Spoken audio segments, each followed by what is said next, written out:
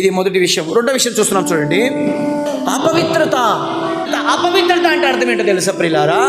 వివాహమైన తర్వాత ఏమండి పురుషుడితో కావచ్చు, స్త్రీతో కావచ్చు, ఎవరైతే మరి పాపపు మరి స్వభావం కలిగి ఉంటారో దానికి బైబిల్ చెప్తుంది అపవిత్రత.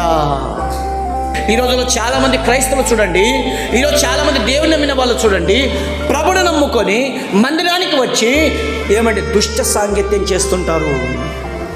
ప్రభువును నమ్ముకొని వ్యభిచారపు ఏమండి జీవితాన్ని జీవిస్తుంటారు. దేవుని మందిరానికి వచ్చి ఏమండి పరాయి పురుషులతో సంబంధాలు పెట్టుకుంటూ, పరాయి స్త్రీలతో సంబంధాలు పెట్టుకుంటూ భయంకరమైన పాపపు జీవితం కలిగి జీవిస్తుంటారు. ప్రియులారా, ఒకప్పుడు మన లోకంలో ఉన్నప్పుడు ఆ జీవితం వేరో కావచ్చు. ప్రియులారా, ఇక్కడ గమనించండి, మనం ప్రభువును నమ్ముకున్న, మందిరానికి వస్తున్న, దేవుని సన్నిధానంలో ఆరాధిస్తున్న, స్తుతిస్తున్న, దేవుని వాక్యాన్ని వింటున్న, బతుకుతున్న మనము కూడా ఇంకా అదే జీవితం ఉంటే ప్రభు చెప్తున్నాడు అపవిత్రత. అపవిత్రత కలిగిన జీవితం కలిగిన వారికి దేవుని రాజ్యానికి వారసులు కాలేము. ప్రేమైన దేవుని వారలారా, మన చూపులో అపవిత్రత ఉంది, మన మాటల్లో అపవిత్రత ఉంది, మన ఆలోచనలో అపవిత్రత ఉంది, మన జీవితంలో అపవిత్రత ఉంది.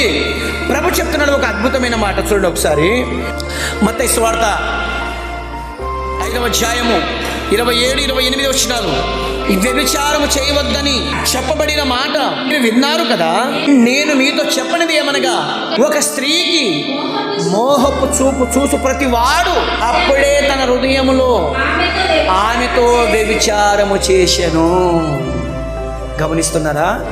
ప్రభు ఏమంటున్నాడంటే, ఒక స్త్రీకి కావచ్చు, ఒక పురుషునికి కావచ్చు, మోహపు చూపు చూస్తే ఏమండి, ప్రభు ఏమంటున్నాడంటే, ఒక స్త్రీకి మోహపు చూపు చూస్తే, ఒక పురుషునికి మోహపు చూపు చూస్తే, ప్రభు అంటున్నాడు మీరు వాళ్ళతో కలిసి జీవించడం కాదు, వాళ్ళతో మీరు సాంగత్య చేయడం కాదు, మోహపు చూపు, చెడు చూపు చూస్తే కూడా మీరు వ్యభిచారకులే.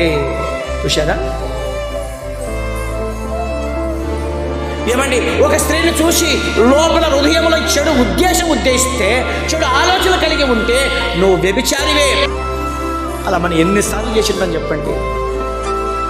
ప్రభు అంటున్నాడు అపవిత్రత ఉండకూడదు. ఒకప్పుడు మనం అపవిత్రమైన జీవితం కలిగి ఉన్నాము, ఇంకా మనం మందిరానికి వచ్చి, ఇంకా మనం ప్రభువును నమ్ముకొని ఇదే జీవితం కలిగి ఉంటే ప్రభు చెప్తున్నాడు మీరు అపవిత్రులు.